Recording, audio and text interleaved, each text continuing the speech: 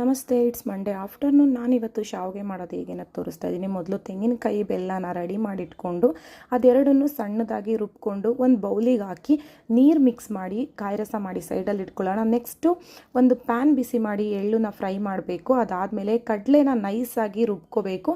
ಅದೇ ಜಾರಿಗೆ ಎಳ್ಳು ಹಾಕಿ ತರಿಯಾಗಿ ರುಬ್ಕೊಂಡು ಎರಡನ್ನೂ ಮಿಕ್ಸ್ ಮಾಡಿ ಸೈಡಲ್ಲಿ ಇಟ್ಕೊಳ್ಳೋಣ.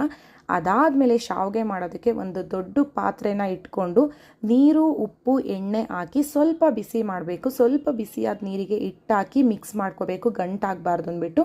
ನೀರು ಕುದಿಯೋಕ್ಕೆ ಸ್ಟಾರ್ಟ್ ಆದಾಗ ನಮಗೆ ಎಷ್ಟು ಹಿಟ್ಟು ಬೇಕು ಅಷ್ಟು ಹಾಕಿ ಅದನ್ನು ಒಂದು 15 ನಿಮಿಷ ಬೇಯಿಸ್ಕೊಂಡು ಈ ರೀತಿ ಮಿಕ್ಸ್ ಮಾಡಬೇಕು, ಅಂಟಲ್ಲ ಆವಾಗ. ಅದಾದಮೇಲೆ ಅದನ್ನು ಮುದ್ದೆ ಮಾಡ್ಕೋಬೇಕು. ಮುದ್ದೆಗಳನ್ನ ಮಾಡಿಕೊಂಡು ಅದನ್ನು ಆವಿನಲ್ಲಿ ಬೇಯಿಸಬೇಕು. ಅದು ಯಾವ ರೀತಿ ಬೇಯಬೇಕಂದ್ರೆ ಮುಟ್ಟಿದ್ರೆ ರಬ್ಬರ್ ಟೈಪಲ್ಲಿ ಆಗಬೇಕು.